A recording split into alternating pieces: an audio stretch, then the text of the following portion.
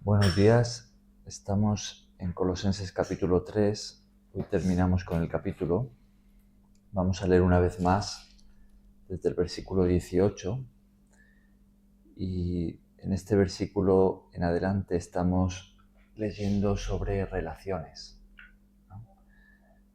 Las relaciones es lo más básico y lo más importante que tenemos aquí en esta vida, ¿no? Y las relaciones más cercanas que tenemos entre seres humanos son las relaciones familiares, ¿no?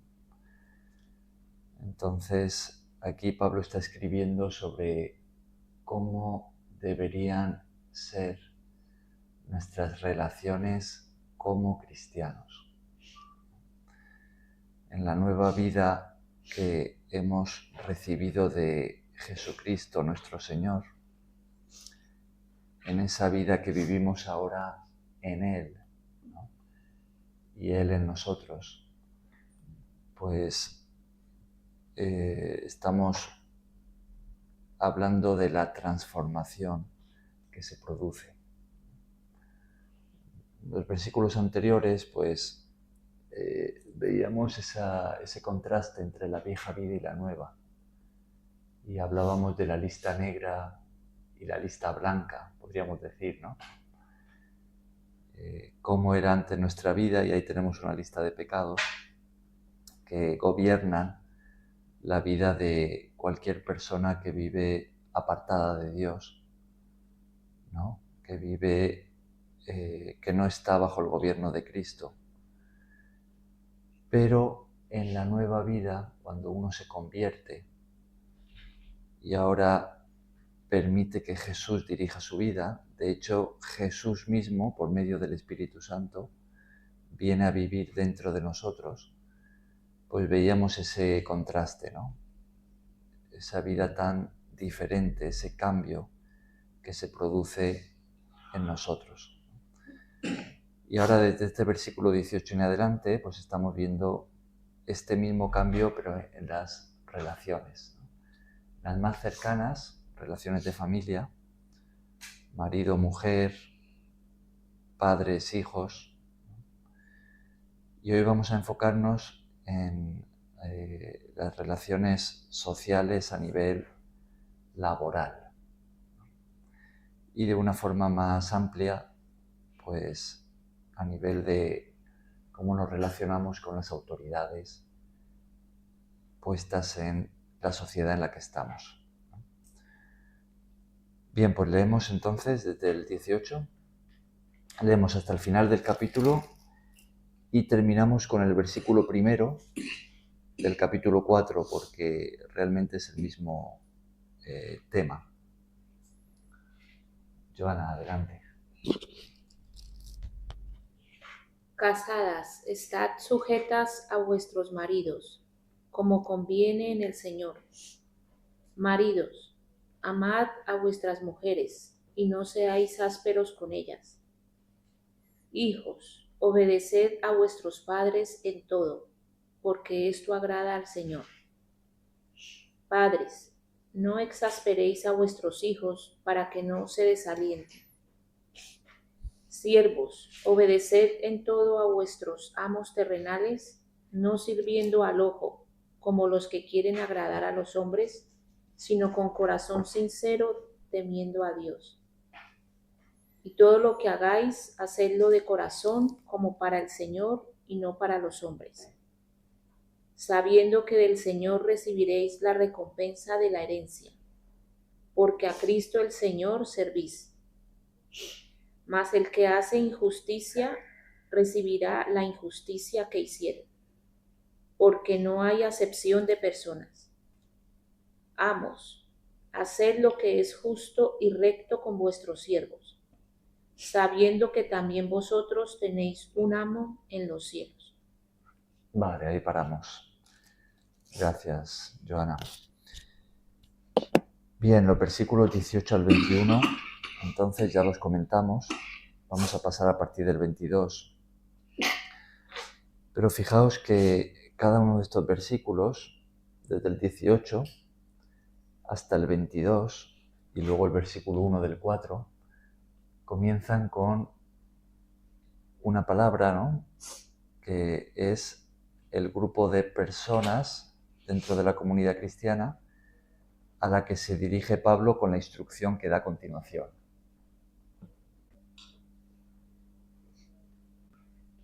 ¿Cuál es la primera palabra que tenemos en el versículo 18? Casadas, ¿Y en el 19? maridos, ¿El 20? hijos, padres, siervos. ¿Veis, no? Son instrucciones que van dirigidas a un grupo de personas dentro de la comunidad cristiana, y a cada grupo, pues, le dice, Pablo les escribe algo diferente de parte del Señor, ¿no? Ya hemos comentado del 18 al 21 en los días anteriores. Vamos ahora a, como decíamos hace un momento, a continuar por el 22. Bien, el 22 comienza con ¿qué palabra hemos dicho? Siervos. Siervos, ¿no?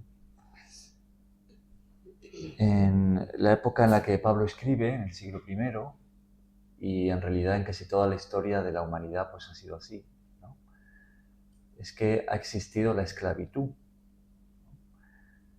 Es decir, personas que pues no tenían los derechos y los privilegios de un ciudadano libre. Y eso pues siempre ha existido, ¿no? Hoy vivimos en la época de la historia en la que menos esclavitud, podríamos decir, como abierta, ¿no?, de este tipo, hay, ¿no? Sin embargo, sí que hay mucha esclavitud de otros tipos, ¿no?, encubierta o ilegal, ¿no? Podríamos hablar de esclavitud sexual, de esclavitud infantil, etcétera, etcétera, ¿no? Pero, y mucho menos en la sociedad occidental, ¿no?, pues hace tiempo que se abolió la esclavitud, ¿no? Pero en esta época sí que la había. De hecho, Adelante.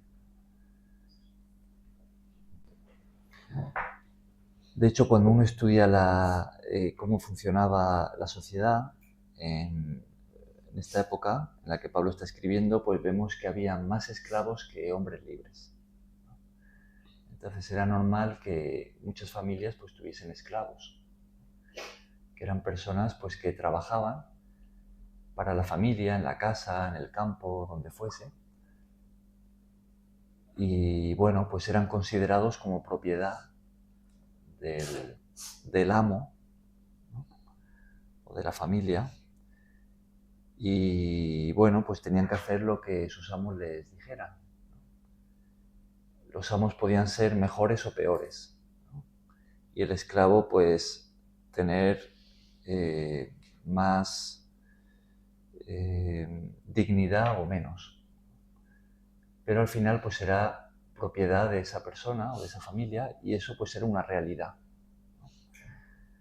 Entonces vemos que el apóstol Pablo va a escribir dirigiéndose a aquellos esclavos o siervos que eran cristianos, porque el Evangelio llegó a todas las clases, a todos los niveles de la sociedad, y habían esclavos que se convirtieron, pero seguían siendo esclavos, porque por ley estaban sometidos a su amo. De hecho, si un esclavo se escapaba y lo atrapaban, pues lo podían matar por eso.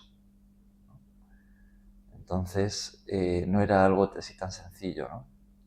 Es interesante notar que las cartas del apóstol Pablo y el Nuevo Testamento aborda este asunto de la esclavitud no para...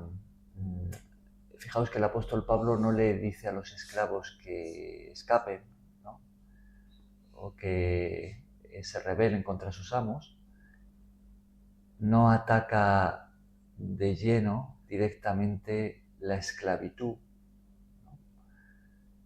Y bueno, uno podría preguntarse por qué, porque claro, si pensamos en esto, diríamos, oye, esto no es algo que agrade a Dios, ¿no? Que hayan personas que sean esclavas de otras. En realidad, en algunos pasajes sí que de una forma quizá no tan directa se habla en contra de la esclavitud. De hecho, Pablo escribe en otras de sus cartas que, bueno, pues que si un esclavo puede hacerse libre, que lo procure, ¿no? Y que para el Señor pues no hay esclavos y libres, ¿no? Sino que Él, o más bien que en Él pues todos somos libres, ¿no?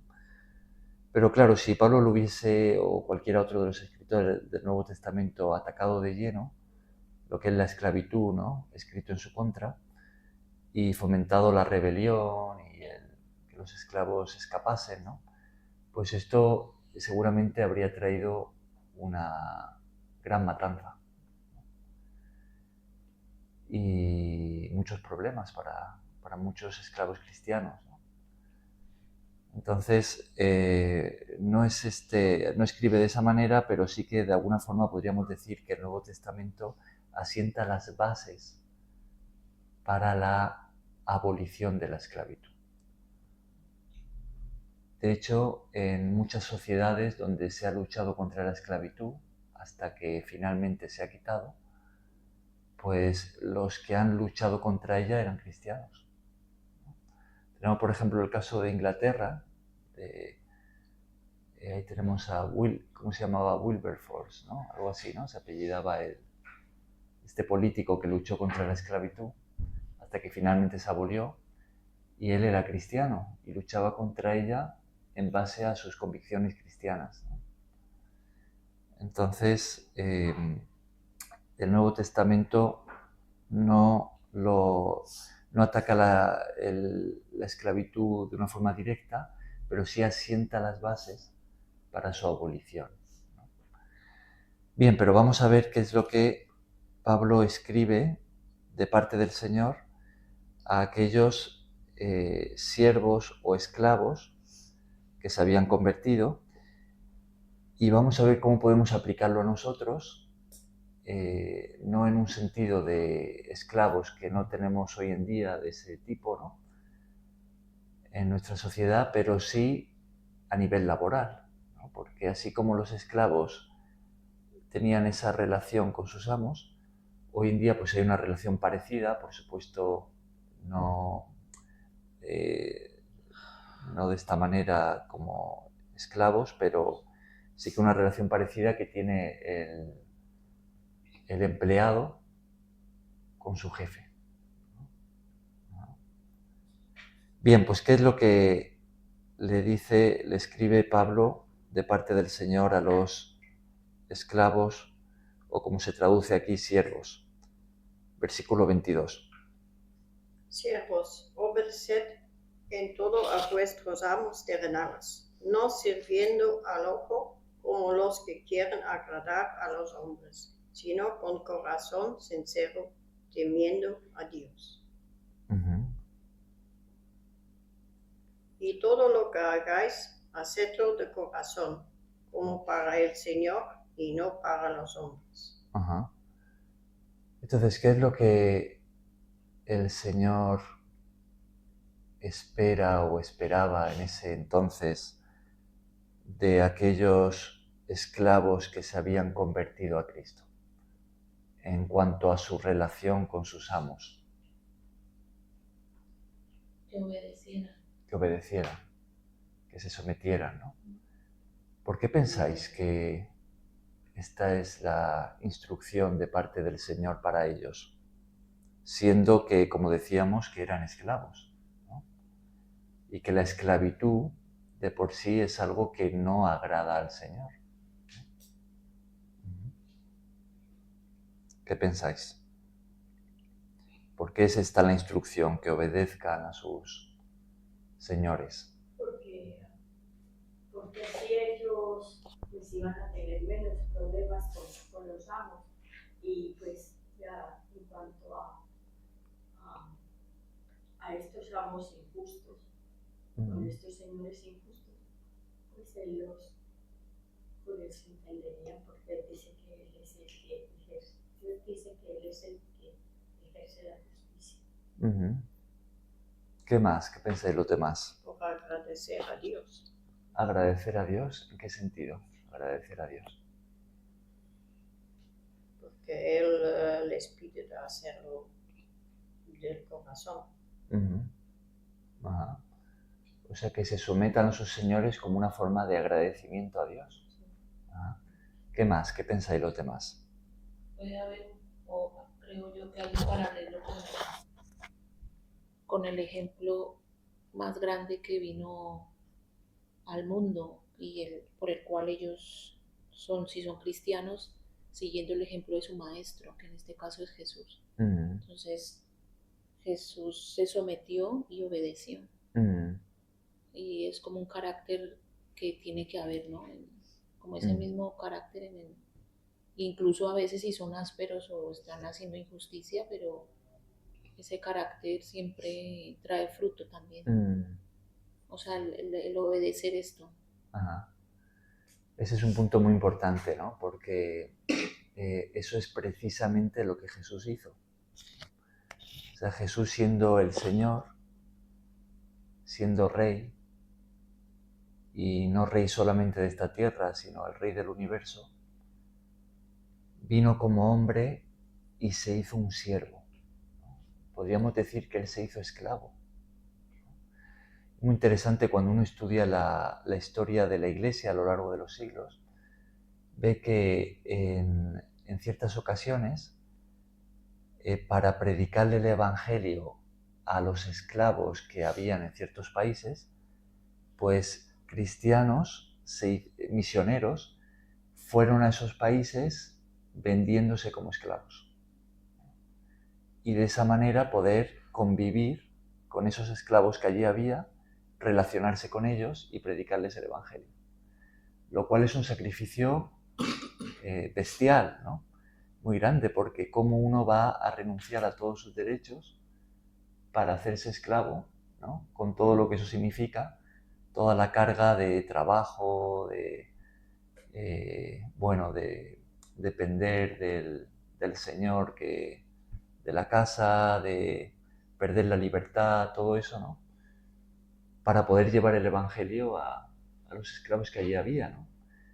Pero eso es precisamente lo que Jesús hizo.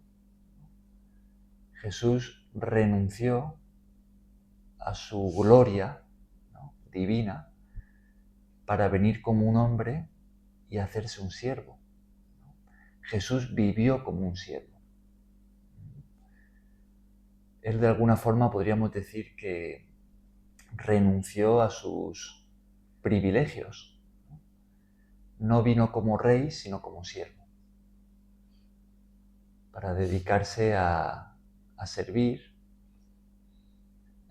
siervo de Dios y siervo de los hombres, ¿no?, del ser humano, y finalmente dar la vida como Él lo hizo.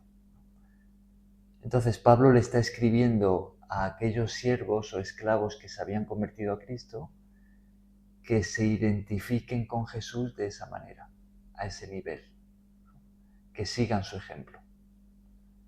Les está diciendo, vosotros estáis en esa posición de siervos, ¿no? Pues imitad a Jesús como siervo.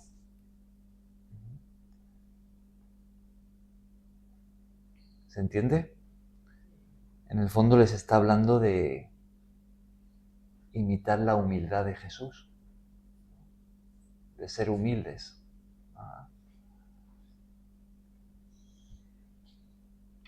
Ahora, ¿creéis que en esa época había muchos esclavos que no querían serlo? Claro que sí. Sí, ¿no? Por supuesto, ¿no? Ajá. Pero estaban obligados a serlo. Entonces, ¿podríamos decir que muchos de ellos servirían a sus amos de mala gana? Sí, porque Después del amo también. Claro. Ajá. También depende del amo. También depende del amo. Muchos guerra de independencia, esa guerra civil. ¿De qué país? América. Muchos no querían separarse de sus amos, porque ellos vivían bien, les trataban bien, no les cargaban con mucho trabajo, vivían como personas dignas. Claro, dependía mucho del amo, ¿no? Entonces podríamos decir que muchos siervos realmente lo hacían de mala gana. No querían hacer ese tipo de trabajo o vivir ese tipo de vida, pero estaban obligados, ¿no? Y entonces, pues, seguramente muchos de ellos recibirían un trato, pues, a los golpes, ¿no? O gritos, o porque ellos, pues, quizá pues se rehusaban, ¿no?, a hacer ciertas labores, o las hacían mal, o de mala gana, y entonces pues recibían más golpes para forzarlos, ¿no? Muchos esclavos, pues, eran asesinados, ¿no? Claro, eso no era considerado un asesinato. El amo podía hacer lo que quisiera, ¿no?, con sus siervos, ¿no?, con sus esclavos. Bien, entonces, ese tipo de actitud, pues, era una actitud al choque, ¿no?, que producía, pues, chispas, ¿no? Y Pablo lo que le está pidiendo a aquellos siervos que se han convertido es que lo hagan con una actitud, ¿de qué manera? ¿De qué tipo? Que realicen su trabajo y vivan el tipo de vida que tienen, como siervos, como esclavos, ¿con qué tipo de actitud?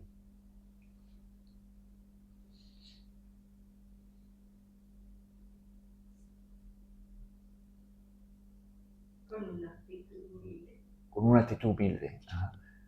Lo primero que vemos es que les habla de obedecer, ¿no? O sea, les está hablando de una actitud sumisa, ¿no? Ahora, un señor, ¿no?, un amo, digamos que, bueno, pues eso, que tiene esclavos, tal vez los trate mejor o peor, ¿no? Sabe que esos esclavos, pues, no quieren ser esclavos, ¿no? Preferirían ser hombres libres, pero son esclavos. Y observa que la actitud de ellos es una actitud buena, humilde, de hacer todo lo que sus señores lo que ellos les ordenan, hacerlo de corazón, no con malas palabras, no con una cara fea, sino parece que lo hacen con amor, ¿no? ¿Qué impacto pensáis que eso producirá en él o producía en esos amos?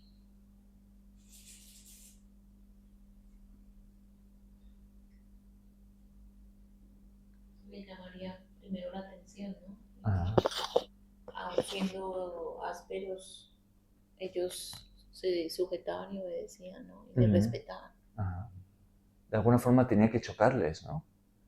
Es decir, y tenía que verse la diferencia, seguramente, ¿no?, entre los esclavos cristianos y los que no lo eran, ¿no?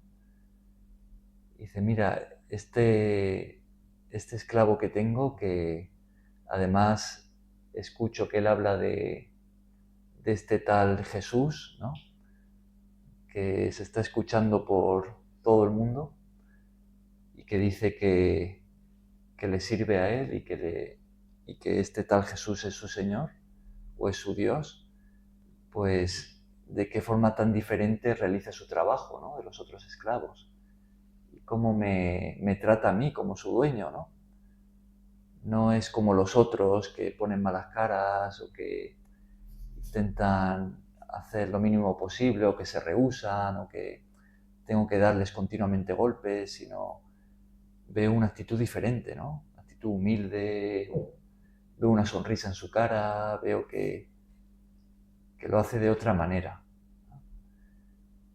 ¿Creéis que Dios se valdría de esclavos así para que muchos de estos amos abriesen su corazón al Evangelio? Pues seguramente, ¿no? Ajá. Entonces empezamos a ver gran parte del propósito por el que el Pablo de parte del Señor le da estas instrucciones, ¿no? Que sirvan de esta manera, y seguramente esa actitud va a ayudar a sus amos a abrir su corazón al Evangelio y a ser salvos, ¿no? ¿Por qué? Porque están viendo en ese esclavo que tienen el ejemplo de Jesús. Están viendo en él a Jesús.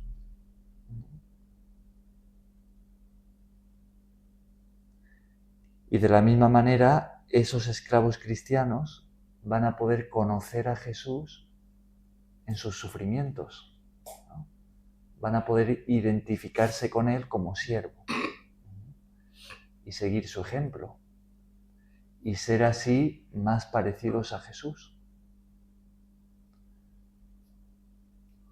Como cristianos, ¿cuál pensáis que es el propósito mayor, el más elevado que Dios tiene con nosotros como cristianos?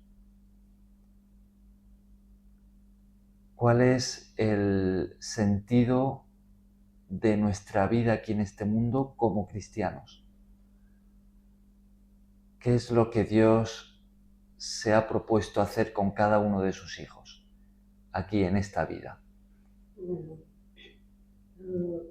Que vivan la vida como les indica Jesús. Y que para prepararse para la vida eterna con Él en los cielos. Ajá.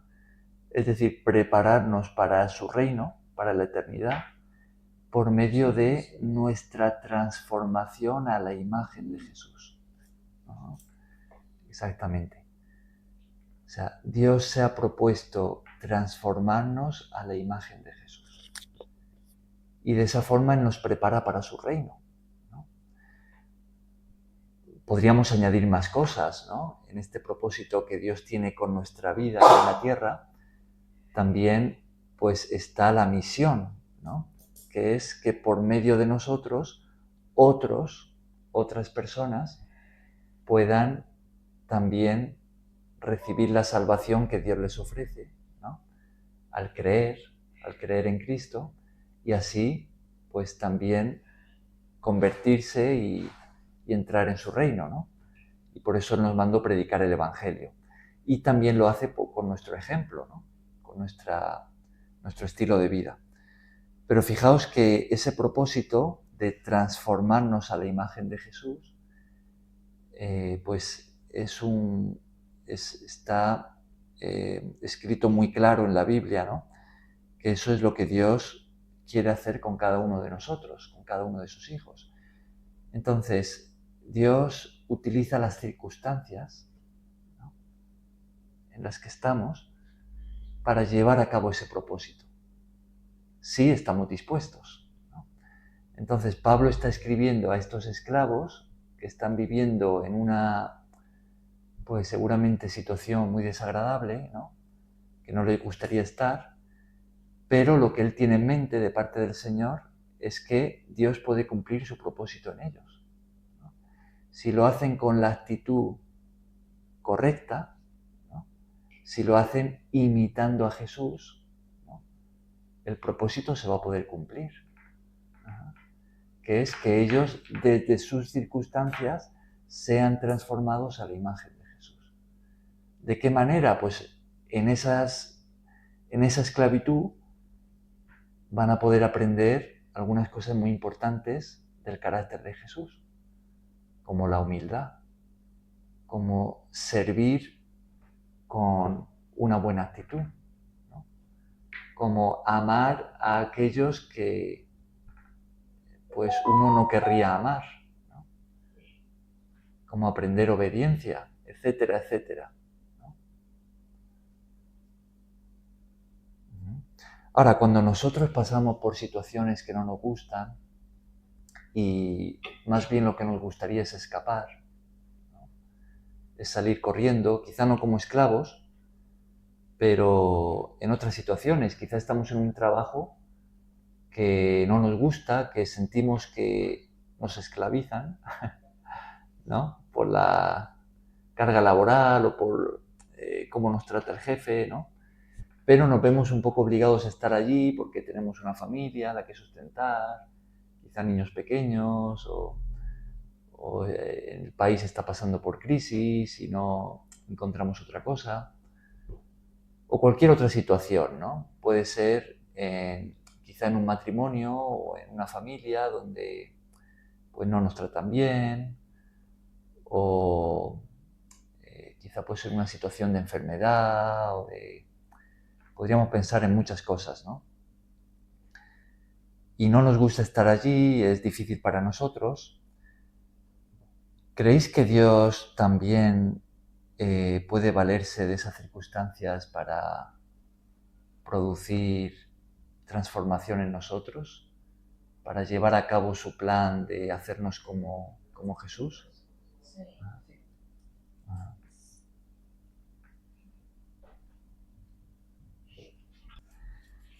Bien, entonces a veces nosotros en ese tipo de vida, en esas situaciones, lo que le pedimos a Dios es que nos saque, ¿no?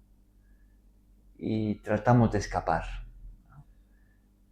Pero quizá Dios pues piensa de otra manera, ¿no? Quizá Él está precisamente permitiendo eso y quiere que estemos allí, tal vez pues un tiempo, ¿no? Porque Él sabe que puede valerse de esas circunstancias para producir cambios importantes en nosotros. En el fondo es el mismo propósito, transformarnos a la imagen de Jesús. En el reino de Dios, en la resurrección, cuando estemos con Él, muchas de esas situaciones, de esas realidades que tenemos aquí, ya nunca más existirán, ¿no?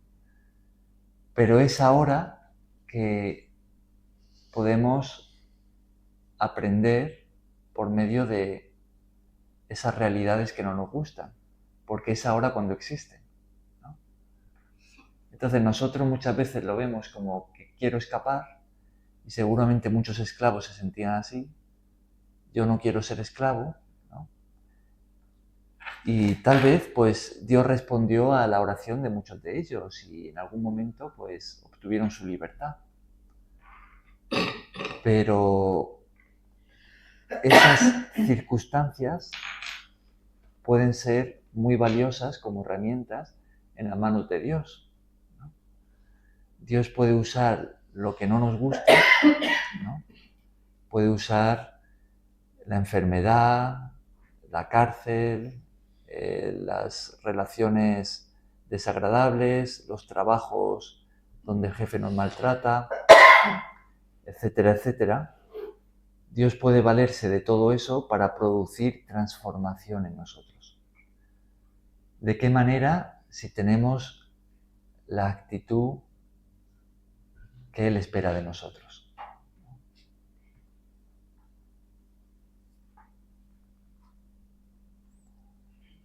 Entonces, ¿qué es lo que Pablo le escribe a los esclavos cristianos? ¿Cuál es la instrucción que les da de parte del Señor? Que obedezcan. Que obedezcan a sus amos. ¿Y que lo hagan de qué manera? Con corazón sincero. Temiendo a Dios. El versículo 22, ¿no? Les dice que no lo hagan como sirviendo al ojo, ¿no?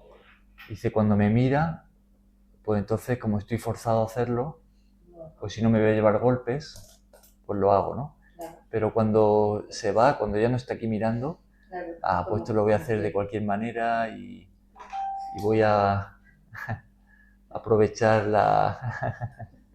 Aprovecha que me han dejado solo. Claro. Es que también a veces hay unos jefes muy maníacos. Sí. Uno tiene ya su idea de limpiar, de hacer las cosas. Y ellos pues, a veces son cosas muy, como un trapo, quieren limpiar todo, como un trapo de que han sacado de una camisa vieja. Entonces pues a mí no me gusta. Entonces yo hago a mi manera, compro mis trapos. Yo tenía un amigo que él era negrito, ¿no?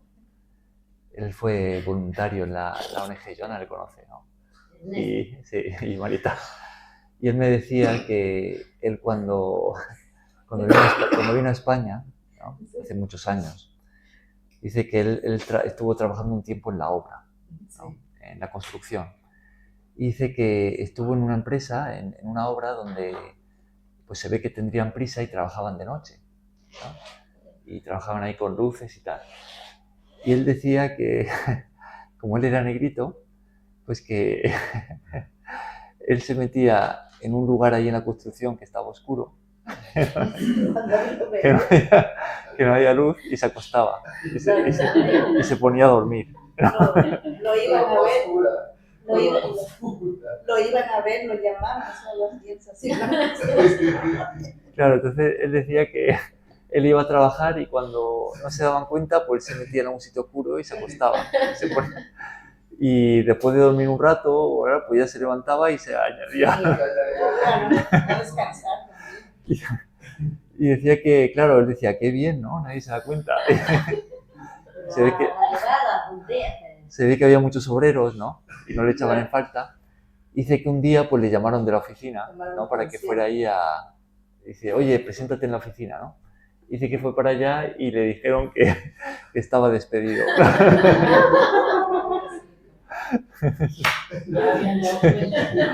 Claro. Se ve que al final sí que le pillaron, ¿no? Pero bueno, aquí lo que tenemos es que Pablo le pide de parte del Señor a los siervos cristianos que tengan esa actitud de sumisión, ¿no? Que obedezcan, pero que no de cualquier manera, ¿no? Sino que lo hagan, dice, no como los que quieren agradar a los hombres, sino que lo hagan para el Señor. Para el Señor, ¿no? Como tenemos en el versículo 23, ¿no? Fijaos lo que tenemos ahí en el 23. Joana, ¿quieres leer el 23? Y todo lo que hagáis, hacedlo de corazón, como para el Señor y no para los hombres. Hacedlo de corazón, como para el Señor. Es decir, podríamos entender aquí que Pablo les está pidiendo a esos siervos cristianos que realicen su trabajo, su servicio, como si lo estuvieran haciendo para el Señor, como que no es solamente para ese amo que tienen, sino que al que están sirviendo es al Señor, ¿no? Y si uno lo hace para Dios, pues se supone que lo va a hacer de la mejor manera posible, ¿no? Que lo va a hacer con su mejor actitud. Si uno ama a Dios y sabe que ha sido salvado por Él, pues va a querer hacerlo lo mejor posible para Él, ¿no? Entonces eso es lo que les está pidiendo, ¿no? Es que detrás de ese jefe, que pueda ser mejor o peor, quizá era un jefe malo, ¿no?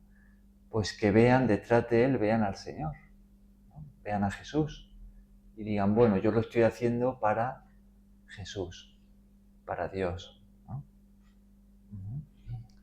Hacerlo de corazón como para el Señor y no para los hombres. Entonces, eso va a producir una diferencia. Eso producía esa diferencia en el trabajo de los siervos cristianos, que sin duda los amos produciría un impacto en ellos, ¿no? Y hoy en día, si lo traemos a nosotros y lo aplicamos a nivel laboral, pues también puede producir una diferencia, ¿no? Aquellos jefes, aquellos empleadores que ven a esos trabajadores cristianos que lo hacen con otra actitud, que ven que hacen su trabajo de corazón, que lo hacen con amor, en una actitud humilde, ¿no? Entonces, eso es algo que también puede producir un impacto hoy en día en esos empleadores, ¿no? ¿Creéis que es así?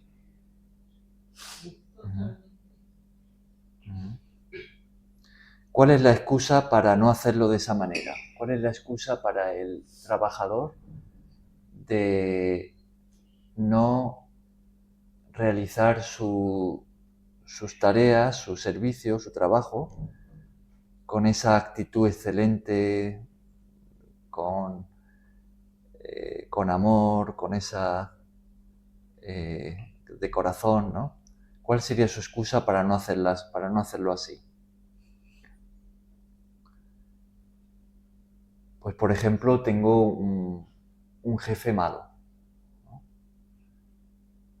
Que no se merece esto, ¿no? O que él me trata mal, o Que entonces no es justo, ¿no? que no es justo. No hay Cristo, no está la justicia. Claro. No se lo merece. Claro.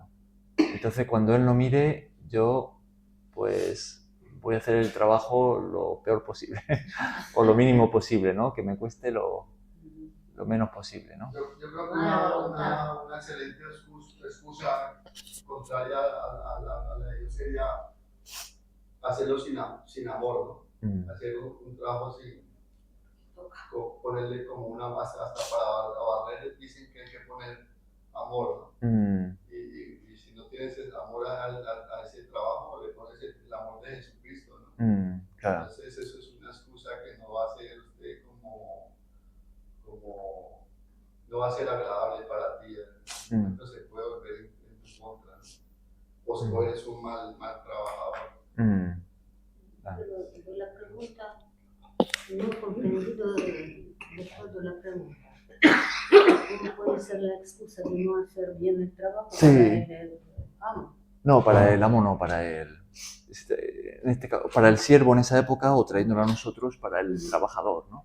O sea, ¿por qué un trabajador haría un mal trabajo, ¿no? O sea, ¿cuál sería su excusa para hacerlo mal, ¿no? O con una mala actitud, ¿no? Sí, él odia al dueño, pero él tiene que, según la palabra, él tiene que hacerlo no para hombres, sino para Dios, claro. Y para Dios merece que siempre lo mejor, ¿no? Dios merece lo mejor. Y Él nos ve si estamos haciendo con voluntad, ¿no? Claro. Él no nos escapa. Ahora, también puede ser que un trabajador pues se le esté pidiendo o exigiendo más de lo que puede hacer, ¿no? Y esté sobrecargado y no pueda con tanto y le salga mal porque no puede con tanto. También puede ser, ¿no? No porque él quiera, ¿no? Sino porque sobrepasa su capacidad, ¿no? O porque está enfermo, o porque está cargado con otros problemas y le cuesta, pues, realizar o concentrarse, ¿no? Pero la actitud, ¿no? La actitud es lo que cuenta.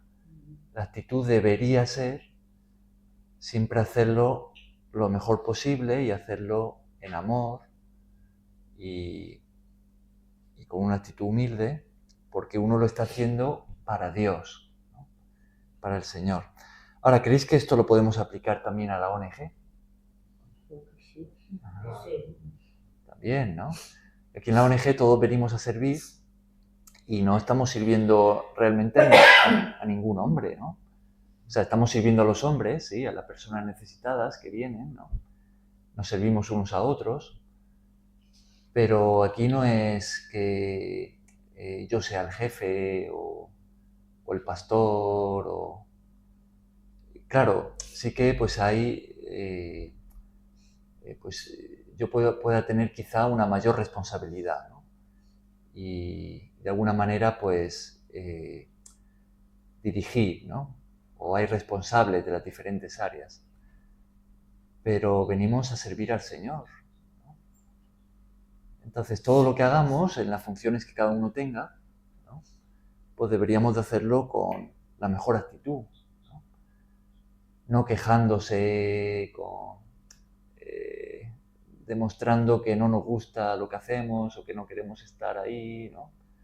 Murmurando ay, es que aquí deja muchas cajas y ahora yo tengo que estar abriéndolas y rompiéndolas, o la cocina está hecha un asco porque yo tengo ahora que ponerme aquí a limpiar, los que hicieron el reparto no han limpiado y se han quedado las cosas y mira el pan, no lo han sacado. O sea, todo ese tipo de quejas, aunque pueden ser justas, ¿no? Algunas de ellas pueden tener razón, ¿no? Y quizá pues otros voluntarios no han hecho bien su trabajo, puede ser, ¿no? Pero bueno, lo que hagamos, pues hagámoslo de corazón para el Señor, ¿no? Y si podemos pues limpiar lo que otros no han limpiado, pues hagámoslo, ¿no? Si no podemos, porque estamos muy cargados, pues bueno, pues dejémoslo. Pero hagamos lo que hagamos, hagámoslo bien, ¿no? De corazón, con amor, ¿no? No quejándose. Con esa actitud de que, bueno, lo estamos haciendo para el Señor. Si otros compañeros míos no lo hacen bien, bueno, pues ya el Señor tendrá que corregirles o enseñarles, ¿no? Y si no se ha hecho bien el trabajo, otros no lo han hecho bien y ahora hay más trabajo y no lo podemos hacer todo, pues no lo haremos todo, ¿no? Haremos lo que podamos. Pero lo poquito que hagamos, hagámoslo de corazón, sin quejas, sin murmuración. Hagámoslo con amor para el Señor, ¿no? Con humildad. Entonces, algo que podemos aplicar a nosotros también, ¿no? ¿Se entiende, no?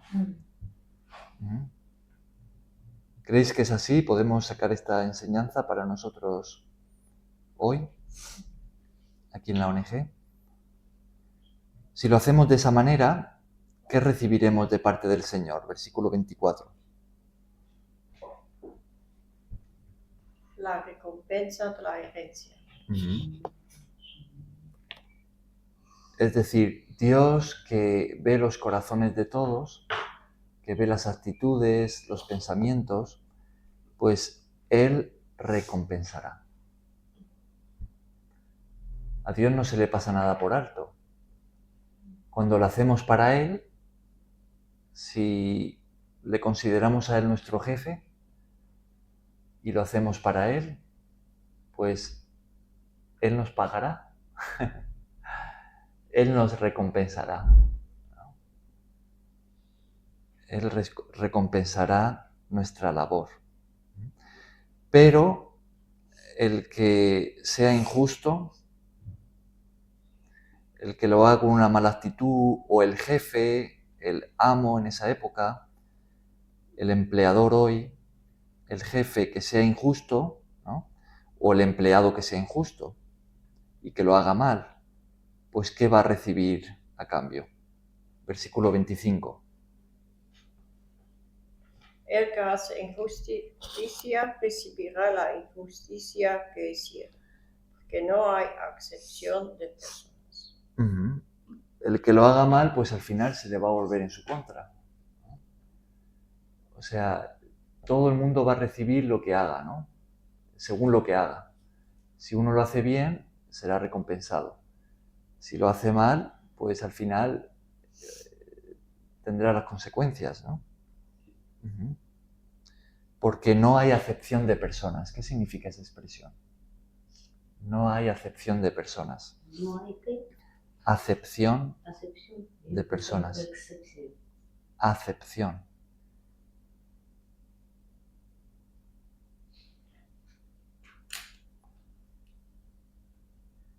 Que no hay como favoritos, que no hagamos esto y para otros, sino es como una igualdad, ¿no? Que no hay, no se mira una cosa o se mira otra, sino es... Como que no hay favoritismos con Dios. Puede ser concordancia, ¿no? Acepción. Acepción, sí, es correcto. Acepción, sí, se escribe así, sí. Sí, lo que significa es eso, es que Dios... Parece que es poco sacar la palabra. Sí. Dios trata a las personas de una forma justa, ¿no?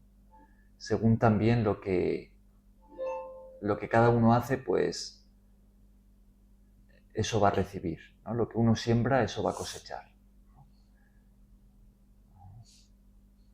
Es como que Dios no tiene favoritismos injustos en ese sentido, ¿no?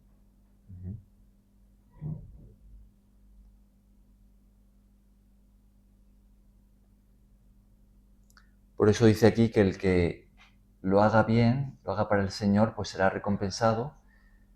El que lo haga mal, pues también va a recibir las consecuencias de eso, ¿no?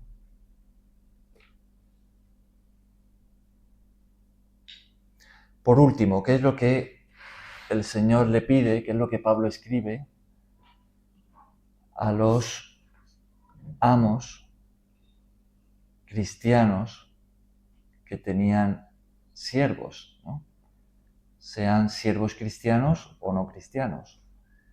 Y podríamos, aplicándolo a nosotros, ¿qué es lo que el Señor le pide a los jefes de empresas, a los líderes o los que dirigen en cualquier tipo de empresa o de sociedad o en este mundo? Podríamos hasta aplicarlo a gobernantes, etcétera, etcétera. ¿Qué es lo que el Señor le pide a la autoridad? Por supuesto, a aquellos que se han convertido, ¿no? En relación con las personas a las que dirigen o a las que han empleado. En el siglo I, pues era a los amos con sus siervos. Haced lo que es justo y recto con vuestros siervos, sabiendo que también vosotros tenéis un amo en los cielos. Entonces, ¿cómo deben tratar cómo la autoridad debe tratar a aquellos que están bajo sus órdenes, bajo su dirección? De una manera justo y recto, con amor. Ajá. De una manera justa, ¿no? No abusando, ¿no? No empleando a alguien y aprovechándose de que es extranjero y no tiene papeles y entonces pues abusan de ellos y les ponen mucho trabajo y les pagan poco y si se ponen enfermos pues les echan del trabajo, no de una forma injusta sino de una forma justa.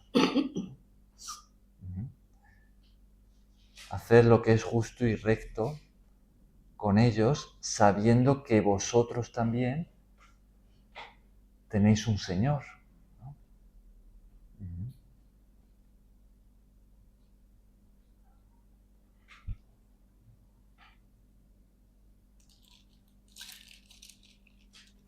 En Efesios, y terminamos con este versículo, Efesios capítulo 6,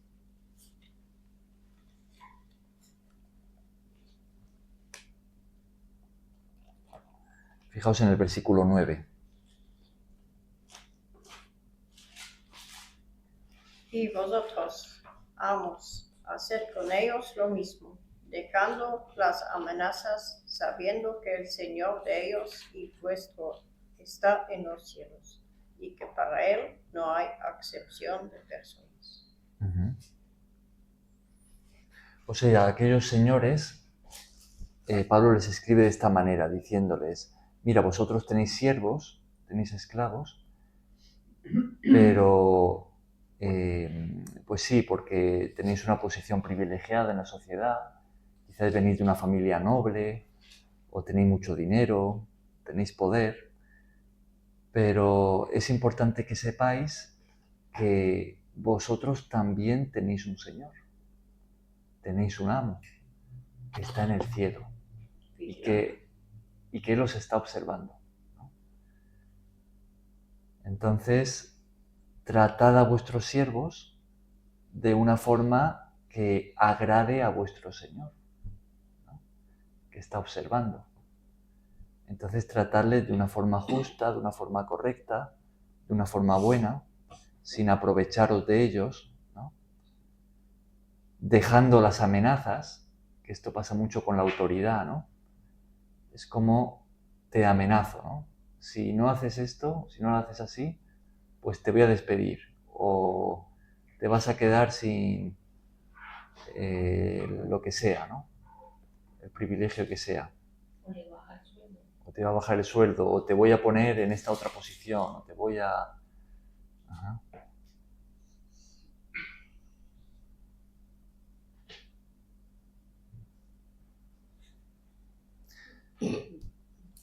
Bien, pues esta es la enseñanza que teníamos para hoy, ¿no? ¿Algún comentario para añadir? ¿Algo que queráis destacar?